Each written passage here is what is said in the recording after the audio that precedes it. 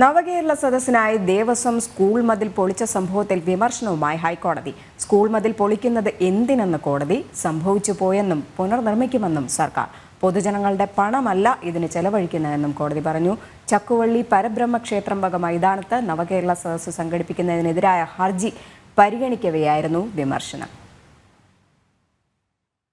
കൊല്ലം ചക്കുവള്ളി ക്ഷേത്രം വക മൈതാനത്ത് നവകേരള സദസ്സ് വേദിയൊരുക്കുന്നതിന്റെ ഭാഗമായി ദേവസ്വം സ്കൂൾ മതിൽ പൊളിക്കുമെന്ന ആശങ്ക ഹർജിക്കാർ പങ്കുവെക്കവെയാണ് വിഷയത്തിൽ ഹൈക്കോടതി വിമർശനം ഉണ്ടായത്. സ്കൂൾ മതിൽ പൊളിക്കുന്നത് എന്തിനെന്ന ചോദ്യം സർക്കാരിനു വേണ്ടി ഹാജരായ അഡീഷണൽ ഐജിയോട് കോടതി ചോദിച്ചു. പലയിടങ്ങളിലും മതിലുകൾ പൊളിച്ചുവെന്ന് ഹർജിക്കാരും പറഞ്ഞു. സംഭവിച്ചു പോയെന്നും പൊളിച്ചവ പുനർനിർമ്മിക്കുമെന്നുമായിരുന്നു സർക്കാരിന്റെ മറുപടി. എന്നാൽ പൊതുജനങ്ങളുടെ പണമല്ലേ ഇതിന് ചെലവഴിക്കുന്നതെന്നായിരുന്നു വിമർശന സ്വരത്തിൽ ഹൈക്കോടതിയുടെ മറുപടി. ഹർജിയിൽ ചീഫ് സെക്രട്ടറിയെ കൂടി കക്ഷി ചേർക്കാൻ അപേക്ഷ നൽകാൻ നിർദ്ദേശിച്ച കോടതി ദേവസ്വത്തോടും ജില്ലാ കളക്ടറോടും മറുപടി സത്യവാങ്മൂലം സമർപ്പിക്കുവാനും ആവശ്യപ്പെട്ടു. മൈതാനത്തെ കിഴക്കേ ആൽത്തറയിലാണ് നവകേരള സദസ്സ് നടക്കുന്നതെന്ന് ഹർജിക്കാർ കോടതി അറിയിച്ചു. തുടർന്ന് പരിപാടി നടക്കുന്നയിടം, ക്ഷേത്രം ഉൾപ്പെടുന്ന പ്രദേശം എന്നിവയുടെ രൂപരേഖ സമർപ്പിക്കാൻ ഹൈക്കോടതി നിർദ്ദേശം നൽകി. ഹർജി നാളെ ഹൈക്കോടതി ദേവസ്വം ബെഞ്ച് വീണ്ടും പരിഗണിക്കും. ചിറയൻകീഴ് ശാർക്കര ക്ഷേത്ര മൈതാനത്തെ നവകേരള സദസ്സ് ചോദ്യം ചെയ്തുകൊണ്ടുള്ള